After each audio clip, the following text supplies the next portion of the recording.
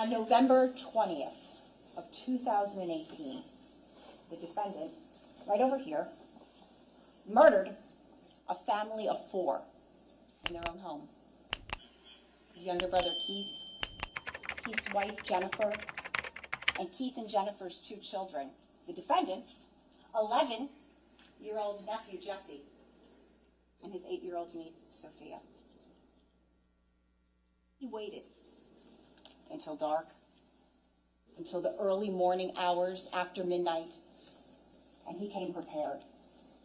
He armed himself with a loaded handgun. He wore black nitrile gloves on his hands, and he snuck up on the family while they slept. He drove his car. It was a white Porsche Macan to their home in Coltsneck, 15 Willowbrook Road.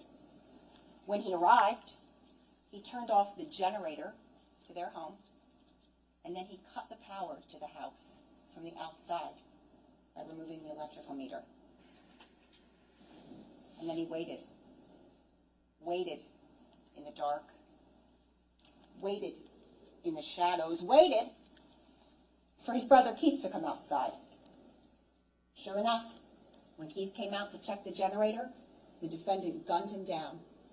The defendant pointed that loaded handgun at his brother, and he pulled the trigger 6 times. 5 of those shots hit Keith. He got him in the lower back and multiple times in the head. Once Keith was out of the way, executed on the spot, no longer able to protect his family, the defendant then went inside his brother's house, a home he'd been in countless times before, a home, you'll learn, he knew like the back of his hand, a home where Keith's wife and children were. And in there, in the chaos and confusion of having been awoken from sleep, in the shock and terror of having their home invaded, and in the dark, the defendant hunted them down. He stabbed his sister-in-law Jennifer multiple times in her back, her chest, and her abdomen, and he shot her in the head. He stabbed his nephew Jesse multiple times in his upper body and threw his arm into his chest. And he stabbed his niece Sophia 17 times over her entire 45-pound body, including deep stab wounds in her face and the top of her head. And when he was all finished, he went into the basement, inside of the cedar closet, where he started a fire. It was a slow-burning fire that smoked and smoldered for hours before anyone was alerted to it. He cut the Verizon fiber optic line in the basement that fed into the optical network terminal, and then he left. He drove back to his own home at 27 Tilton Drive in Ocean Township, about 20 minutes away, where his own wife and 2 adult daughters were sleeping. He took the gun he used, and he swapped out the barrel. So one of the things you're going to learn during the course of this trial is that bullets travel through the barrel of a gun, and ballistically, the bullets can be matched up to the barrel, while the shell casings can be matched up to the gun itself. What the evidence will show is that the defendant removed the barrel from the gun he used, and he replaced it with a different barrel. And then he put the gun away inside of a metal locker in his basement. He took off his clothing, including his blood-stained jeans and his bloody black nitrile gloves. He put them all in a pile in his basement underneath a window well. And then he went outside around back to that basement window well, just above where that pile was. And he started a fire there too. Except this time the defendant got his own family out, safe and sound. Now, Jesse and Sophia, on the other hand, were not safe or sound. What you're going to learn is that while their parents, Keith and Jennifer, were both deceased at the time the defendant set fire to their home, both having sustained fatal gunshot wounds to the head, those children were still alive. The medical examiners are going to tell you that the children's autopsies revealed that in addition to being stabbed repeatedly, They also exhibited signs of smoke inhalation. And so the evidence will show that Jesse and Sophia were still alive and breathing after their uncle repeatedly stabbed them. Still alive and breathing after their uncle set fire to their home and left them. Still alive and breathing as the smoke began to rise from the basement. And that, you will learn, is how those two children spent the final moments of their lives. Bleeding to death and inhaling smoke. Ladies and gentlemen, allow me to introduce you to the defendant, Paul Caneiro. So one of the things you're going to learn during the course of this trial about Uncle Paul is what motivated him. What motivated him on November 20th of 2018 to do what he did. And that, the evidence will show, came down to none other than greed and desperation. We're going to talk more about the motive evidence shortly. But before we do that, it's important to understand how the investigation of this case began and some of the other evidence that it revealed. So let's pick up where we left off. You're going to learn that the defendant arrived back home to 27 Tilton Drive in Ocean Township in his white Porsche Macan at 4:08 a.m. A little less than an hour later, at 5:02 a.m., the Ocean Township Police Department received an alert for a basement fire alarm activation at the defendant's residence. The first couple of patrolmen were on scene within a few minutes. The defendant, his wife Susan, and their two daughters, Caitlin and Marissa, were seated in a car. It was Susan's car. It was a Porsche Cayenne, and it was parked across the street from their house. Now, you're going to get to see photos of 27 Tilton Drive, but just to give you a visual, it was a two-story house with a full basement and an attached garage. So if you're facing the house, the garage would be all the way to the left, and there was a driveway that wrapped around and went right up to those garage doors. Now, parked in the driveway that morning were multiple cars, including the defendant's white Porsche Macan. It was actually a loaner car, and it was parked facing that last garage door, closest to the left. Now, the fire was on the complete opposite side of the house. So again, if you're facing the house, the fire would be all the way to the right and around back, in that back right corner, right in that basement window well. The fire ended up traveling all the way into the attic and spreading. And to make matters worse, the fire had been set right near the natural gas meter. So when the first couple of patrolmen arrived on scene and saw this, they quickly began evacuating the neighboring houses. Now, you're going to learn about two other areas of fire at the defendant's house that morning. The second area of fire was back over by the garage. When the first couple of patrolmen arrived on scene, they saw and they quickly extinguished this tiny little fire right at the bottom corner of the garage door. And then the third area of fire that morning was actually the Porsche Macan itself. It had burn marks all over it. Now, in addition, you're going to learn about some items of evidence that were collected from the driveway and garage area that morning. You're going to hear that there was a red gasoline can with a melted nozzle lying near the garage door by the Porsche Macan, that there was a charred, dark-colored glove located in the driveway, and in the back seat of the defendant's Porsche Macan, officers located a little piece of what appeared to be a black nitrile glove. In addition, you're going to learn that a DVR recording system was collected from the defendant's garage that morning. Now, everyone was on scene for several hours that morning, including the defendant and his family, and during that time, officers and fire investigators were making efforts to determine how the fires might have started.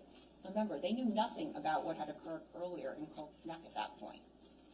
They spoke to several individuals on scene, including the defendant, and you'll get to hear about the full extent of the conversations they had with him.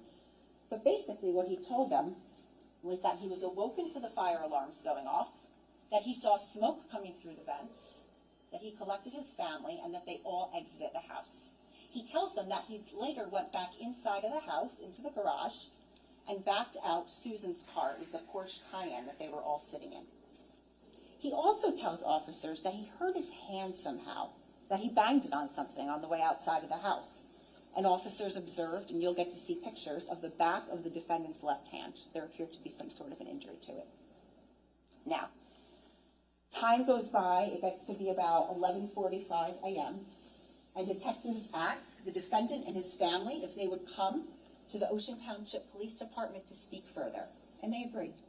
They drive in Susan's Porsche Cayenne, again, the car that the defendant had backed out of the driveway. They take that car and they drive to the Ocean Township Police Department, and they arrive there at about noon. Shortly thereafter, while the defendant and his family are seated in the lobby of the Ocean Township Police Department, detectives receive notification of another structure fire in Monmouth County, 15 Willowbrook Road in Cold Snap. And not only that, but they learn that there's a deceased body on the lawn, and that the homeowner's name is Keith Caneiro. Pretty soon they learn that Keith and the defendant are brothers. So let's pause there for a moment now, because we have two crime scenes. We just discussed 27 Tilton Drive in Ocean Township. So let's move over now to 15 Willowbrook Road in Cold Snap.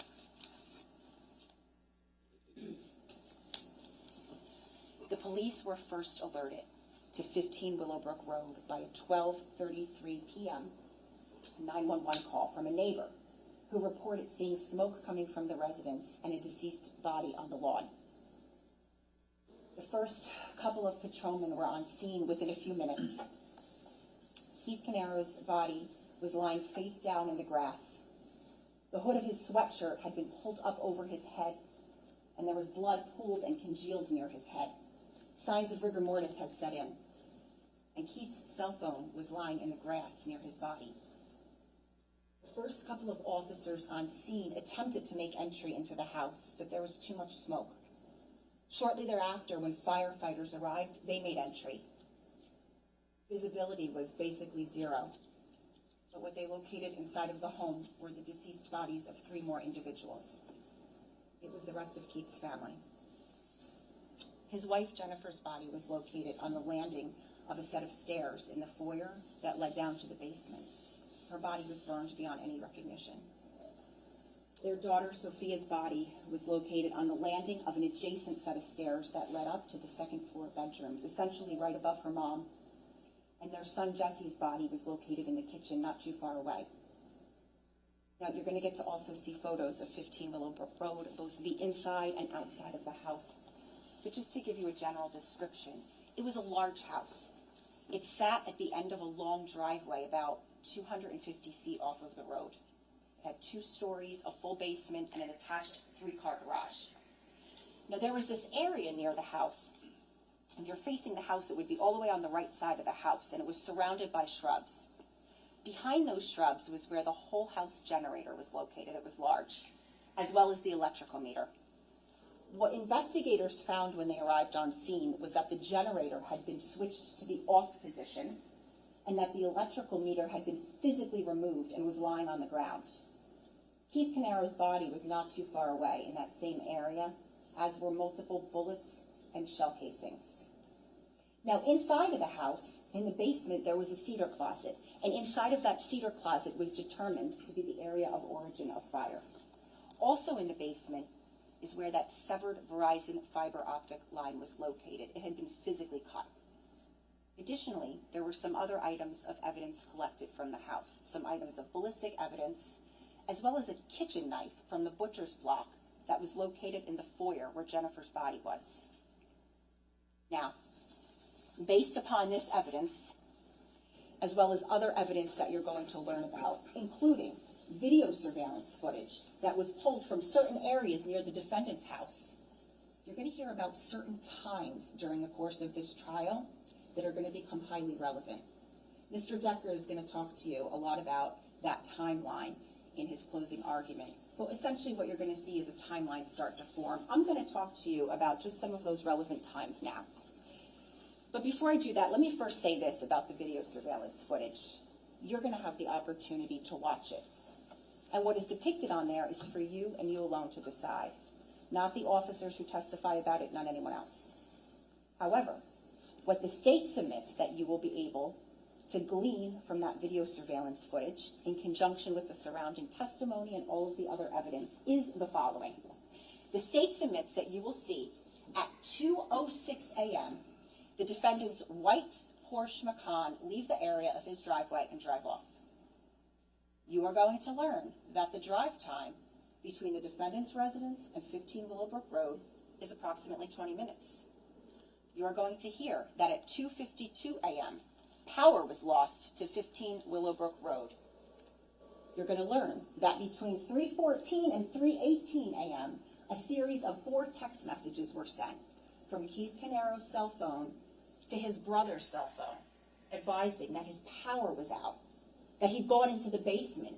The last text message being sent at 3:18 a.m. stating, "Going outside to check the generator." You're going to learn that at about 3:30 a.m., a 911 call was placed from a resident in Colts Neck who reported having heard, a few minutes prior, 6 gunshots. You're going to learn that at 3:42 a.m., the FiOS optical network terminal in Keith's basement went out of service. The state submits you will see at 4:08 a.m., the defendant's white Porsche Macan returned to the area of his residence and his driveway. And of course, that brings us to 5:02 a.m., when the Ocean Township Police Department received that alert for the basement fire alarm activation.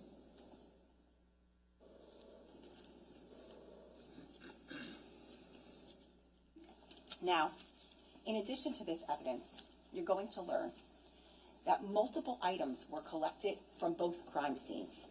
I'm going to talk to you about some of that relevant evidence now. You remember Susan's Porsche Cayenne, the car that the defendant backed out of the driveway and that the family sat in and ultimately drove to headquarters. Well, at headquarters, that vehicle was searched. And in the back of that vehicle, in the rear cargo area, officers located a backpack. And inside of that backpack were numerous items belonging to the defendant. His bank cards, his credit cards, his laptop, pieces of his mail, his daughter's savings bonds, his passport, and also the barrel of a 9mm handgun and a gun silencer. Now, in the defendant's basement, there was a metal locker, and located in that metal locker was a gun. It was a 9mm Sig Sauer. That gun, as well as the barrel and the silencer, were sent out to the New Jersey State Police Ballistics Unit for testing. In addition, the ballistic evidence located at 15 Willowbrook Road, so the bullets and the shell casings, those were also sent to the New Jersey State Police Ballistics Unit for testing and comparison. And you're going to hear about the conclusions of that testing. And what you're going to learn is that those conclusions included a finding that bullets and shell casings from 15 Willowbrook Road came from that barrel in his backpack and from the gun in his basement. But the gun wasn't the only thing found in the defendant's basement. There was this pile of charred items and articles all congealed together that was located right beneath the window well where the fire was started in the defendant's basement. In that pile was a pair of men's jeans with blood staining in multiple areas. Folded up in those jeans were 6 black nitrile gloves and 1 live round of ammunition, same type of ammunition and head stamp that was found at 15 Willowbrook Road.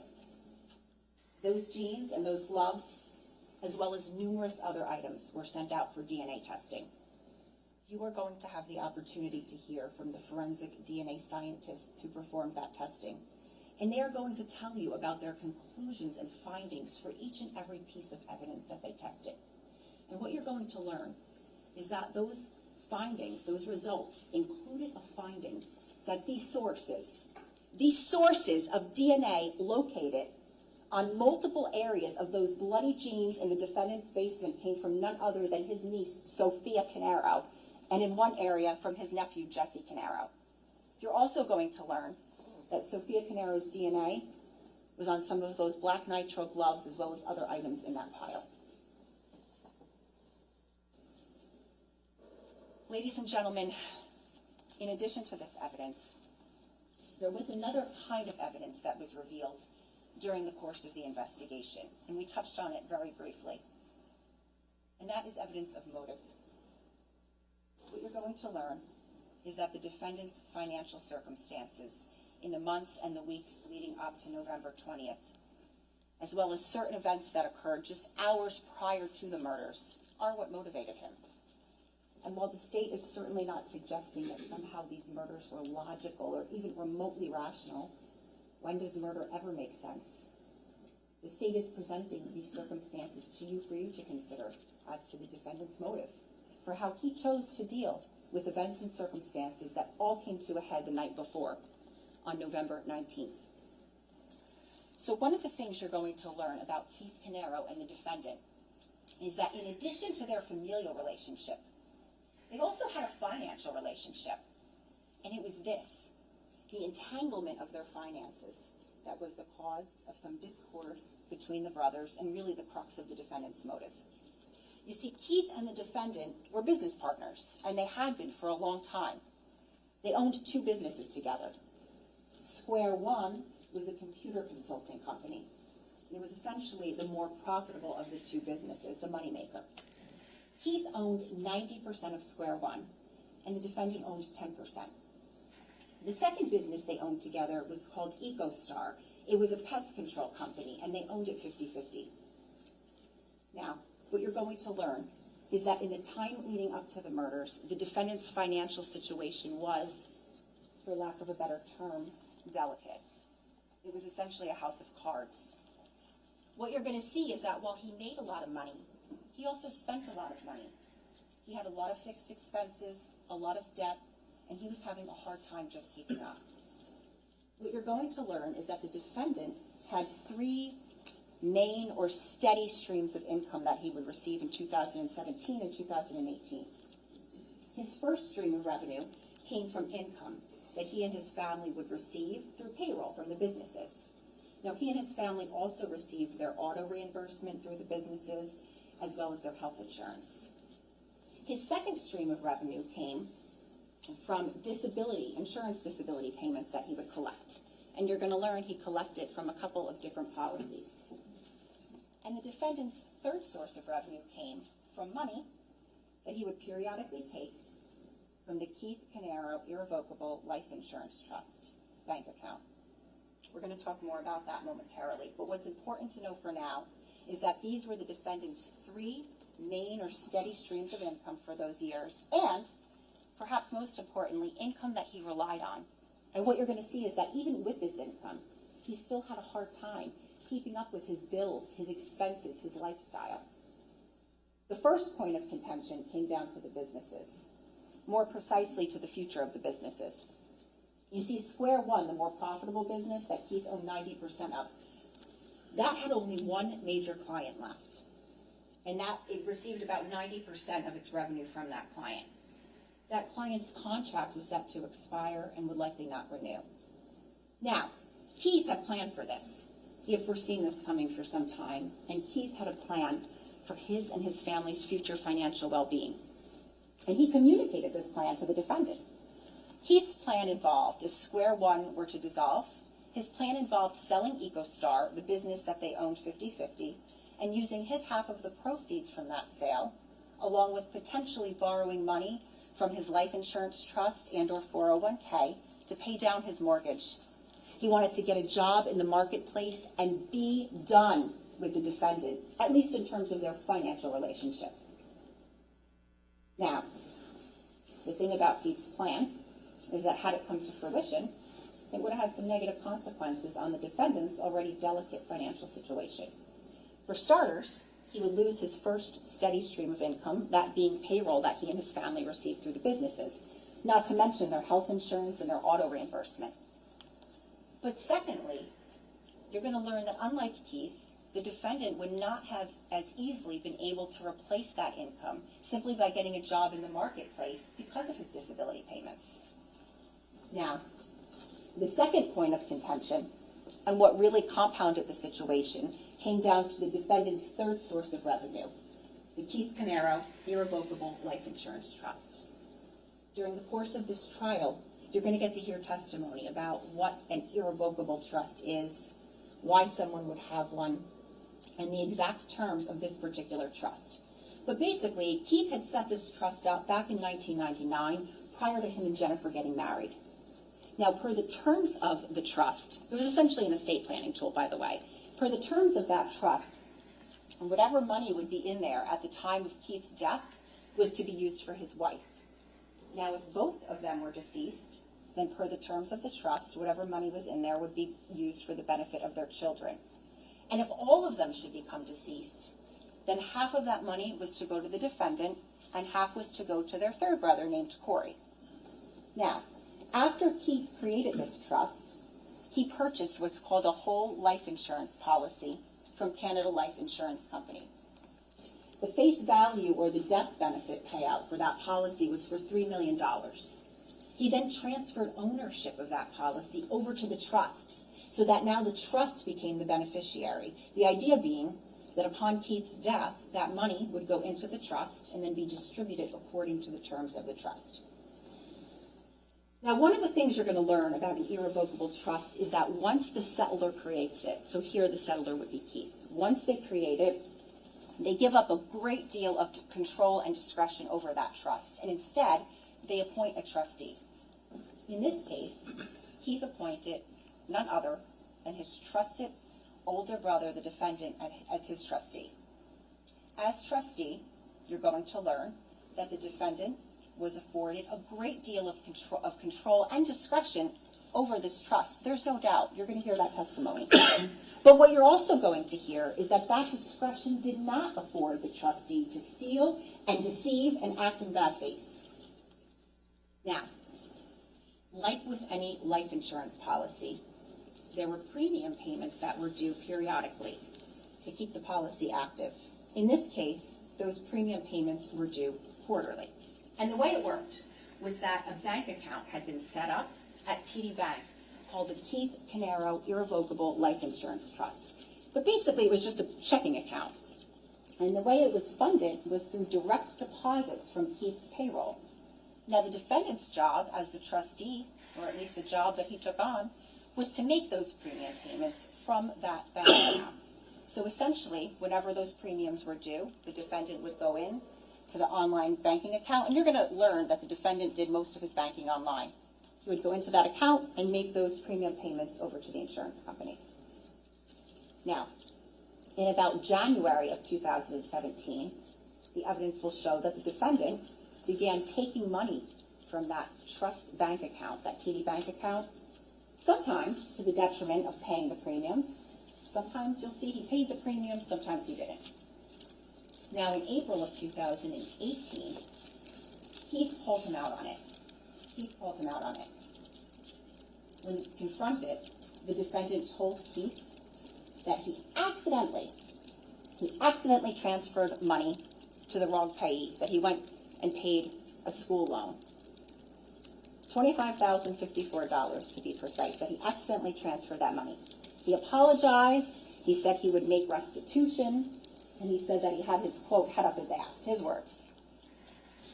But what the evidence will show is that not only did the defendant not make restitution, but he never paid a single payment to Caneiro Life again after April of 2018. Not one. But what he did do was he continued to help himself to that money in that checking account. And this time was different, because this time he began covering his tracks. You see, the defendant began altering the bank statements. One of the things you're going to learn is that the defendant was the only person who had access to this TD checking account, not even Keith Caneiro. And what would happen is he would receive the bank statements, and then he would periodically send them over to their accountant, a man named Steve Weinstein, who you'll hear from. The defendant began altering the statements in May of 2018. And what he would do is, anytime he made a withdrawal from that TD checking account, he would change the name of the payee on the bank statements to say, Caneiro Life. But in reality, it was going to himself. And you'll get to see the actual bank statements next to the altered bank statements. And this went on for some time. May, June, July, August, September, October, November. So now we come to November 19th of 2018. Unfortunately, it was on that day that Keith and his insurance adjuster, a man named Ronald Artigis, who you'll hear from, it was on that day that they made inquiry with Caneiro Life to determine the status of Keith's life insurance policy. Well, it was then that they learned that no monies had been paid to Canada Life since April. They spent a good part of the day trying to figure it out. And they just couldn't understand it. They just couldn't figure it out because they're looking at the bank statements that they received from the defendant. And the bank statements showed money going to Canada Life. But Canada Life was saying they hadn't received any money. It was that afternoon into the evening that Keith Caneiro made two relatively short but tragically fateful phone calls to his brother, the defendant. Now, you are going to have the unique opportunity to see and hear these two phone calls. And that is simply because Keith and Jennifer had security cameras inside of their home with audio and visual capabilities. Now, let me be clear. You are not going to see these murders occur. The cameras stopped working at 2:52 a.m. when the defendant cut power to the house. But what you are going to see is these two phone calls. You're going to see Keith Caneiro in his final hours. You're going to hear what he is saying to the defendant, what he is yelling to the defendant only hours before he and his family were murdered. The first phone call took place at 3:50 p.m. Keith called the defendant, and he tells him, Canada Life is saying they haven't been receiving any money. He tells him, I need to access the money. And he asks the defendant if he could send him the online password for that TD checking account so that he can go in and do the research himself. The second phone call takes place at about 6:05 p.m. Keith calls the defendant back. And this time, Keith now demands the password for that online checking account. And he's yelling at his brother, I need the fucking login, Paul. Paul, I need you to wake the fuck up. I need to see where the money went. He tells the defendant that he has a couple of hours to get back to him by 8 o'clock. 8 o'clock came and went. The defendant never did get back to Keith with that password. Instead, he began making plans. Plans that were executed about 8 hours later when he snuck out of the house in the middle of the night in his white Porsche Macan. And you know how those plans ended. Greed and desperation. On November 19th of 2018, the defendant's house of cards was about to come crumbling down. Ladies and gentlemen, when you're listening to some of the motive evidence in this case and the financial testimony, please keep in mind, the state is not presenting this evidence to you to bombard you with numbers or counting, but the state is presenting this evidence to you so that you have an understanding of the context and the backdrop in which these murders occurred. And I submit to you what the evidence is going to show is that it wasn't so much about what the defendant stood to gain from Keith and his family's deaths as it was what he stood to lose. What he stood to lose had they lived. This was my opportunity to tell you a little bit about this case and about what you're going to hear. But it's also my opportunity to tell you about what you're not going to hear and what this case is not about. And what this case is not is some made-for-TV movie with plot twists and shocking revelations and surprise endings. Make absolutely no mistake, this is a case about the evidence and where that evidence led and who that evidence led to. As the state, Mr. Decker and I have the burden of proving to you each and every charge beyond a reasonable doubt.